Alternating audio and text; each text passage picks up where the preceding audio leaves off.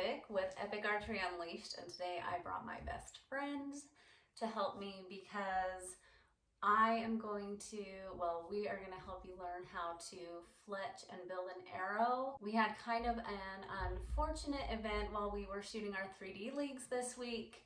For some reason, Kel's bow kept shearing his fletchings off of his arrows, which isn't necessarily the best. So I've been wanting to learn how to build an arrow, so today he is going to help us all learn. I figured it would be fun for you to learn with me. So this is actually twofold. What we're going to do today is we are going to learn how to fletch an arrow, but we're also going to put inserts in the ballistic collars and also the field tips. So we're going to do a few things here, and I've got a few arrows that like Mel said, we had fletchings rip off. My rest is not timed correctly, so I'm having to adjust that right now. But I had a bunch of fletchings come off. So we're going to actually fix the ones that were ruined. So we've already removed those fletchings, and we're going to add the tips to some that don't have tips currently. So let's start with fletchings first. Actually, there's lots of different jigs that you can use, fletching jigs that you can use. The current one that we have, that we've purchased, is the Arizona Easy Fletch. One of the cheaper ones that you can get. You see a lot of these on Amazon. You can get them anywhere in any store. You can get them in different configurations as far as helicals, offsets. You can get straight fletching. You can do left helical, right helicals. The helicals I've noticed on the Arizona Easy Fletch actually have a very pronounced helical, so they're over 3%, I believe, which is very, very pronounced. So if you want an intense helical, then this is your jig. This is a left helical. Most of your bows, when they're built, when they put the bowstrings on, the torque from the bowstring is going to turn the shaft of your arrow left. There's a lot of ideology behind why a lot of people will do a right helical instead of a left. Is because if you do a left helical and you use a broadhead, it has a tendency to want to come off, to turn itself off, because it's turning opposite of what the threads would be on the broadhead as far as the twist of the shaft of the arrow. I personally do a left helical because I follow the torque of the string. The idea behind it is when you have that left twist, it's allowing your arrow to turn right off the string faster if it's already naturally going that direction. So it allows that arrow to stay more straight as it's flying. It maintains a better arrow course. Exactly. Basically. Exactly. So when you buy an arrow that comes with fletchings, they're typically not going to have a helical, correct? Most of them are straight. Yep. Right. So it's totally up to you. Helical or not is basically personal preference. So to fletch the arrow, or to fletch your arrow, you'll need the shaft. Most, like Mel said, most arrows you're going to buy are going to come. Most of your lower grade arrows will come just already set up. They'll have fletchings on them. They're straight fletchings. And then you just have to put the inserts and points. If you buy a higher end arrow, like what we shoot the gold tip Kinetic Pierce. They're a micro shaft. They're a really good arrow, but most of ours come without fletchings. So you have the option to buy them with fletchings. You have the option to buy them without fletchings. The purpose of us buying them without fletchings is for us we want to understand how the arrows fly, and we want to understand how they fly better.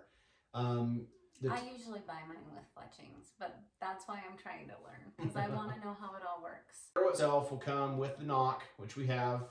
And knocks are super simple, so they just pop in and out. So if for some reason yours gets broken or bent, which I do to mine often, you can just pop this one out and pop a new one in. So then we'll come just with a bag of knocks, and you just pop them in. So the idea behind it is we want to you can do many different configurations.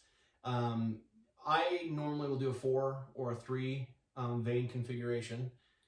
We're just going to do a 3 today. I shoot a 3 vein arrow. So I do both. I have a 4 and a 3. I can't tell a whole lot of difference with the way they fly. So, but his bow is only tearing his fletchings off of with 4. His four fletched arrows.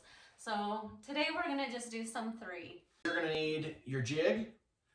You're gonna need alcohol for wiping, cleaning your arrow off. A lot of people will say that the alcohol, the regular rubbing alcohol, isn't necessarily what you want to use.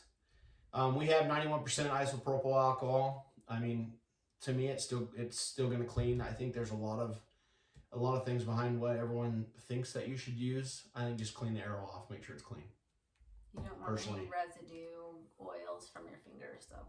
Those kind of things. So you're going to want the alcohol to clean. You're going to want your fletching jig. With these vanes, we have AAE Pro Max vanes, which are a low profile vane. You're going to want to use your AAE primer pen. Which is this. Ooh, AAE. You want to put a primer down before you paint something. You can put an arrow on and just glue it, and without primer, most of the time it's not going to last very long. So you want to use a primer pen. You don't want your fletchings flying off. It's kind of a negative experience. And then we also are using a super glue for bonding for the fletchings. It's an AAE product also. With the fletchings that you buy, a lot of the companies will say use our stuff. It's better. It's going to work better with their product. I normally will use their stuff because obviously they made the stuff to go with their product. We'll start by cleaning the arrow. The side that knocks onto the shaft, we'll clean that first. So we're gonna grab just any rag. It doesn't have anything specific. We want to put some alcohol on it. That way we get enough on there, and then we're just gonna wipe down that shaft. Pretty much just anywhere that you think you're gonna have a fletching on that shaft is good. We'll let it dry. It'll dry really quick, being that it's alcohol. It dries up pretty fast. So once that's dry, we're going to take our Arizona Easy Fletch. Normally, with your arrows, you're going to have 2 vanes that are the same color and 1 that is an off color. One of your lead vanes is the off color. So same thing with the Easy Fletch. You actually have your color indicated limbs here. So we're going to take our fletchings. It's hard to tell, but this one is a lighter color than these other 2, so it helps differentiate which fletching to put where. So we're going to take our vanes. So I'll hold that for a second. If you want to take your vanes and load those. All right. So we're going to use 2 yellows and a pink. So you flip it around because the arrow shaft's going to go in this way. Oh, okay. Yep. So you put the thicker side down. We're going to slide it all the way to the bottom. Okay. And then you put your off color in the off color. Your primer pen, you can use from here, it's fine. So it's just like a marker, so you might have to push down on it a little bit just to get it to come out. Okay. But that primer pen will go on those fletchings or those vanes.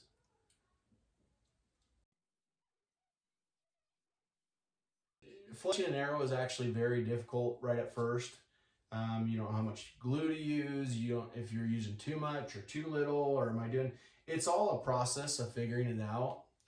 It's actually a lot of fun to play with once you start figuring it out. I actually enjoy it, and I enjoy working with that and trying to figure out new configurations. So. And it's kind of like with all things archery. There's not a right and wrong way.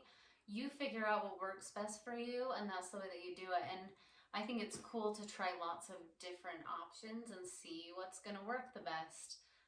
Here's your shaft. Okay. That's going to go in there. There's a little post down here in the bottom. That's going to stop it? That'll stop it, but make sure it seats in that post. So turn and twist the shaft until it seats. Okay. Got it? I think so. Okay. So as that seat, now you're going to take your glue. Okay, glue. Was I supposed to prime this part no, of the shaft? Okay, so you only prime the fletchings. And then glue, what you want is there's that channel in the fletching in the bottom. What you want is you want to just fill that channel. So you don't want any...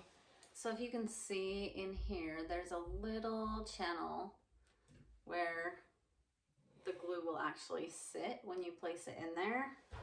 So you're going to want the glue to fill that channel. You don't want any spots where there's not any. A lot of people will do one dab at the top, one in the middle, and one at the bottom, and then they'll run the tip of the glue applicator, and they'll just kind of move the glue around. You don't want to overdo it, but you want to make sure there's glue on every part of that fletching. Like I said, as you do 1 or 2 arrows, maybe 3 or 4 arrows, you're going to figure this out really quick. How much is too much glue? How much is not enough glue? Try not to glue the fletching to the jig. I mean, that's one of the things that's really hard to do is, I mean, you do too much glue, your jig's going to get stuck, which, yeah, I think it'd be fine. You have it on all of them? Yep.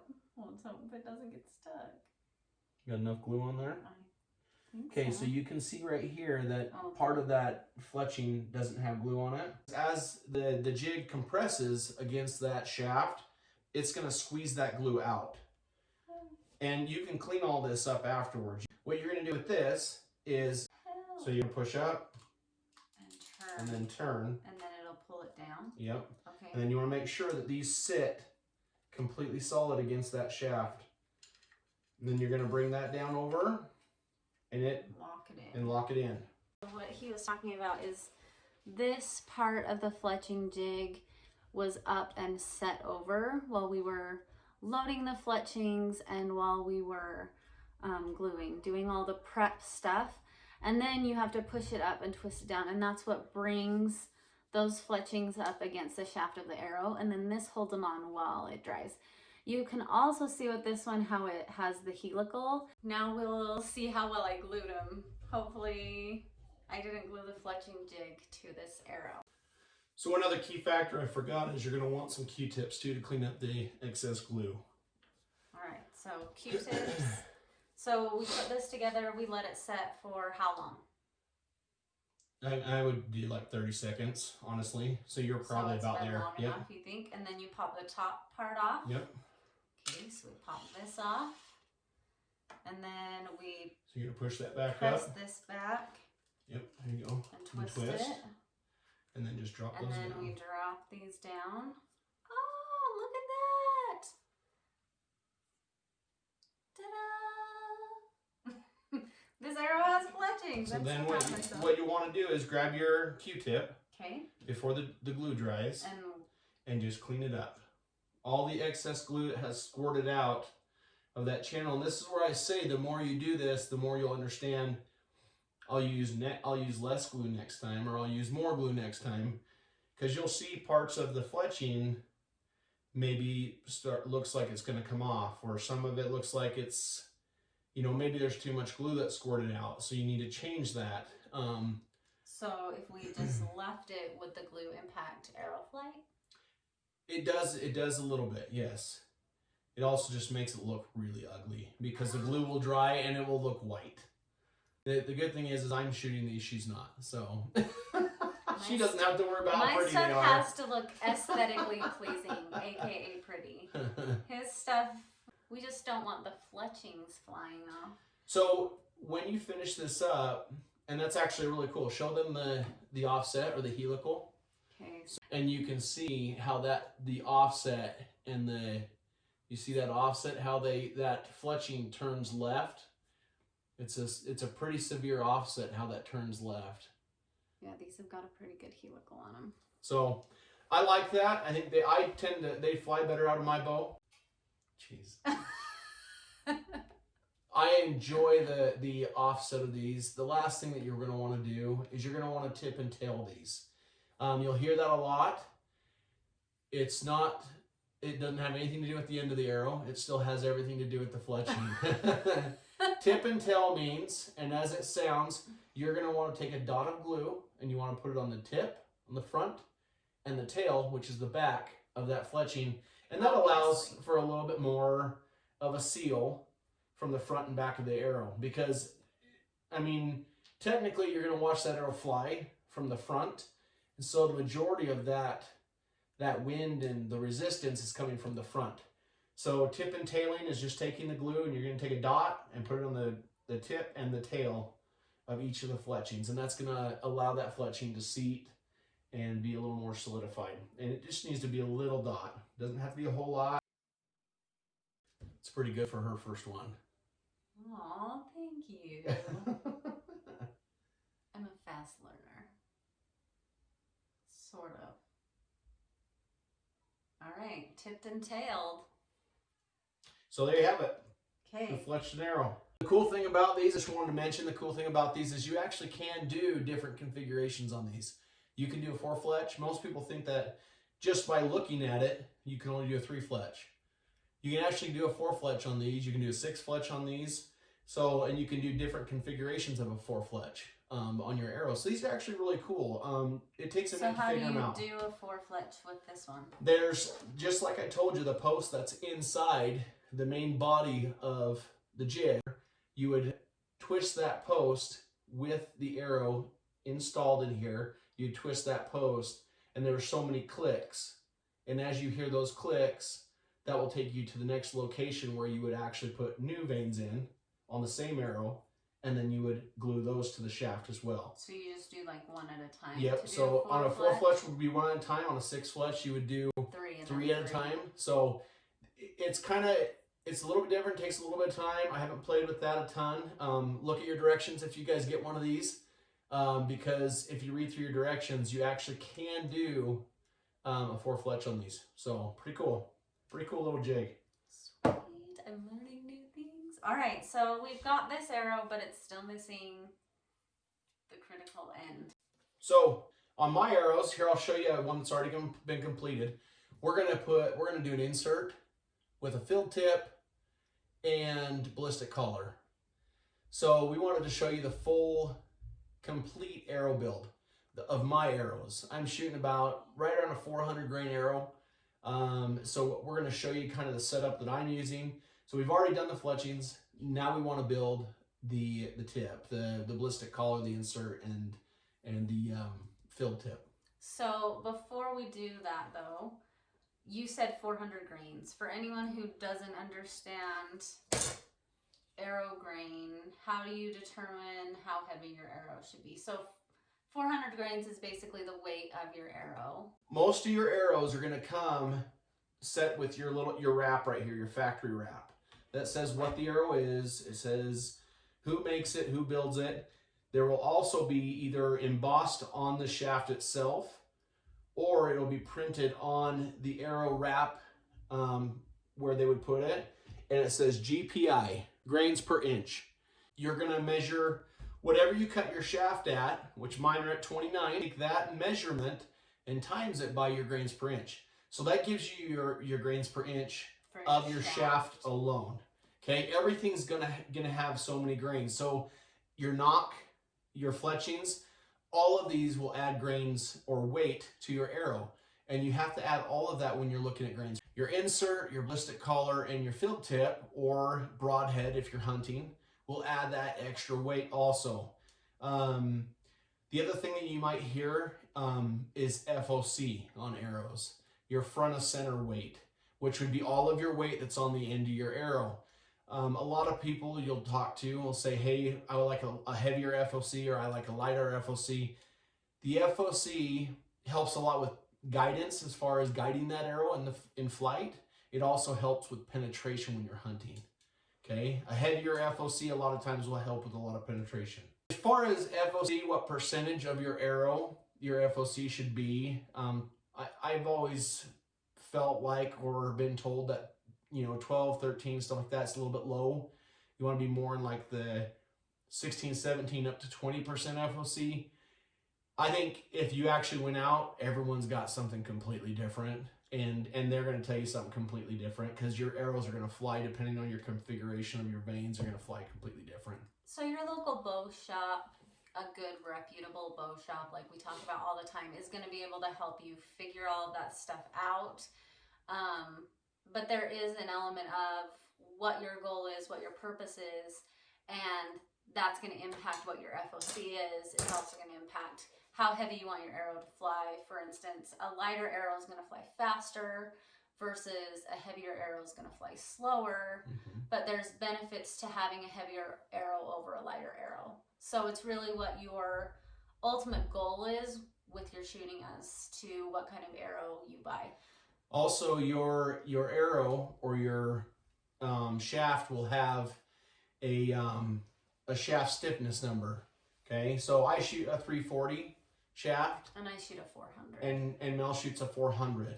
And a lot of that will be affected by your FOC as well, because depending on the weight that you are drawing and the force that that bow puts on that arrow to release that arrow, the heavier your FOC is, the more that arrow, that shaft is going to flex, if that makes sense. So if you have a heavier draw weight on your bow and you have really heavy FOC, you're going to want a thicker or a stiffer shaft. Okay, so I just jumped into a new bow. I'm having to go with a stiffer shaft because I'm releasing more force to that arrow. So I'm actually dropping down to 300 spine instead of a 340 spine. So the lower the number, the stiffer the spine, and 400 for me is about as stiff as I should shoot. In fact, it's almost a little too stiff, but luckily with my setup, my arrow was flying fine with 400, but I'm typically shooting more of like a 500-ish. Mm-hmm. And there's a chart for that. So when you go in and when you're buying arrows, it's really based on draw length and draw weight. Mm-hmm. And they should be able to give you the correct stiffness of the shaft that you need. Yep. So let's look at... Thanks for that. Yeah.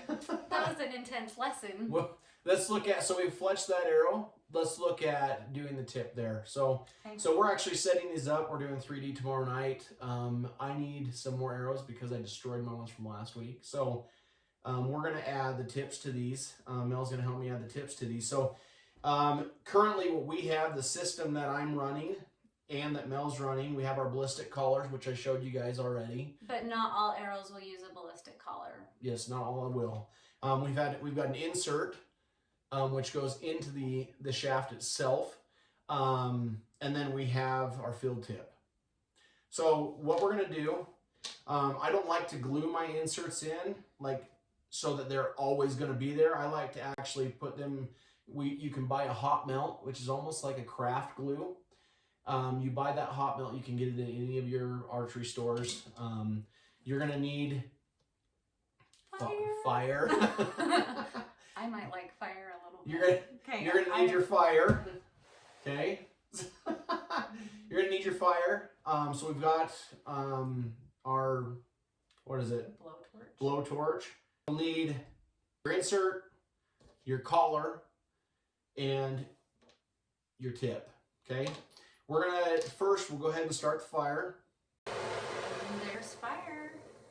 So you don't want this super, super hot. So you put the tip into the insert so that you don't touch it and burn your fingers. Yeah. So all you want to heat up is just the back 3/4 or the back 75% of this insert, and you don't want to burn it. You want to get it hot enough so that you can heat up the hot melt. It's up to you. So I can heat the hot melt up, or I can heat up the insert. So just without catching myself on fire, just this portion of your insert.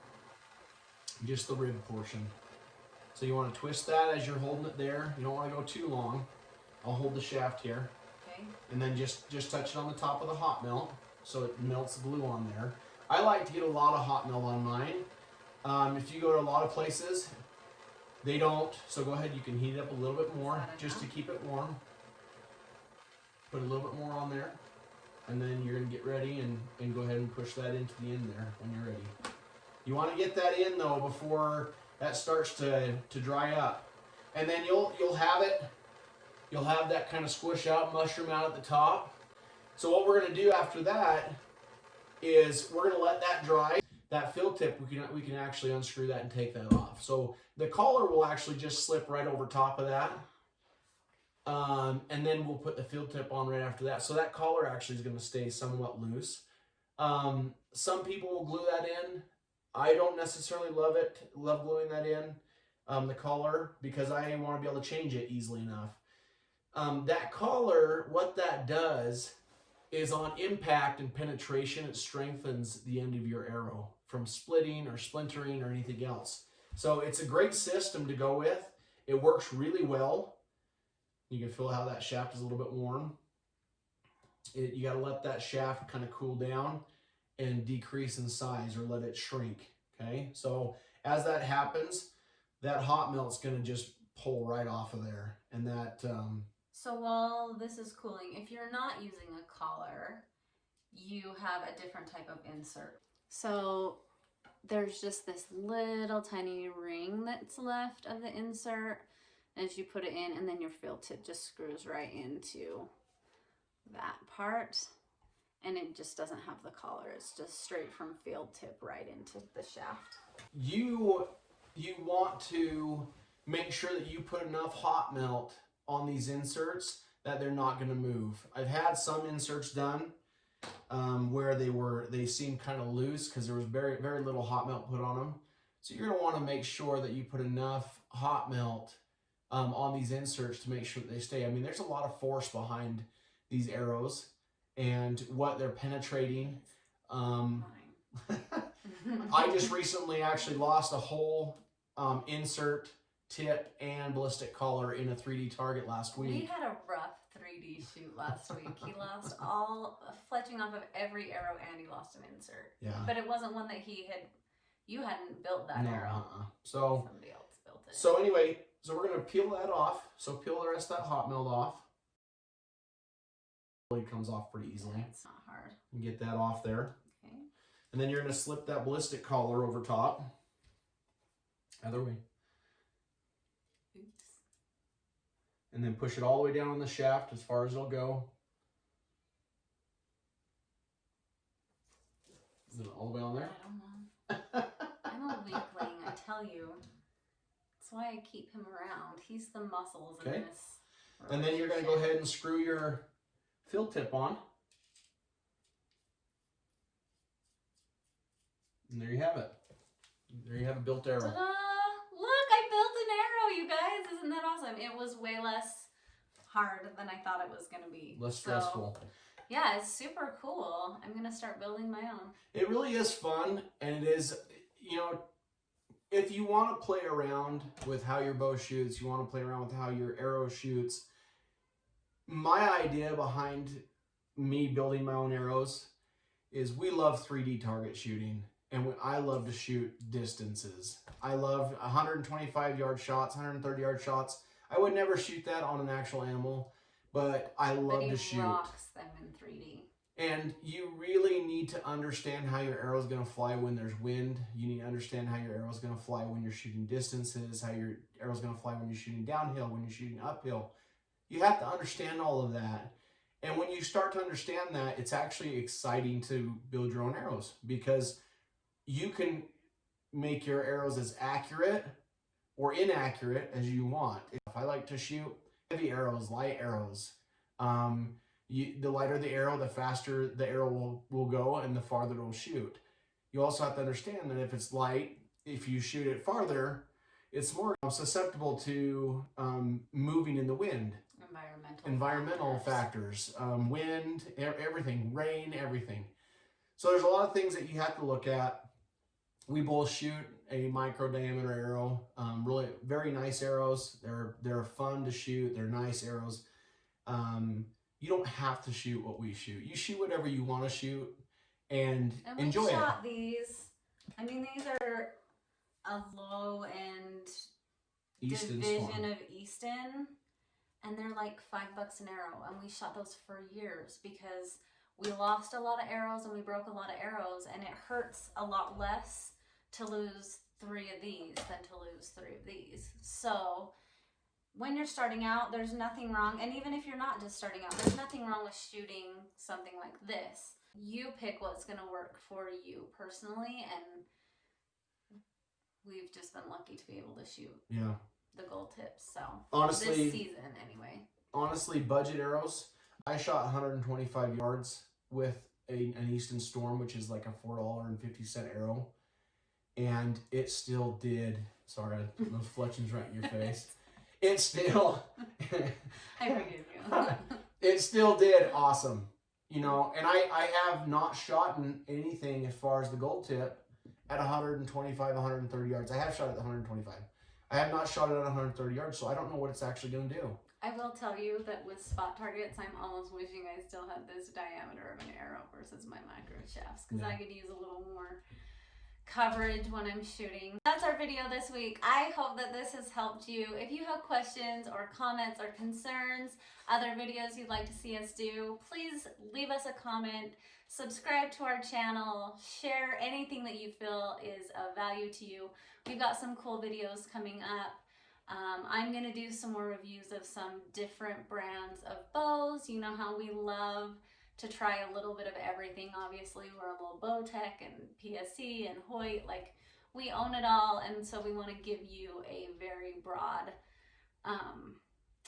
reference for all brands and types. We'll start also bringing maybe some men's bows into the mix a little bit. We have a lot of men commenting, and so even though she's a ton better looking than I am, we really do want to get both of us involved, and I just bought a PSC Mach 1, and it's not here yet, but we're going to have a ton of fun setting that up. We're going to do it together. So you guys, that'll be a video coming. We're going to build it together. That'll be a lot of fun. So stay tuned. You're going to see a lot more, I think, of both of us, depending on how well this video does. Give us a thumbs up, because he's fun. He's funner than I am most of the time. So anyway.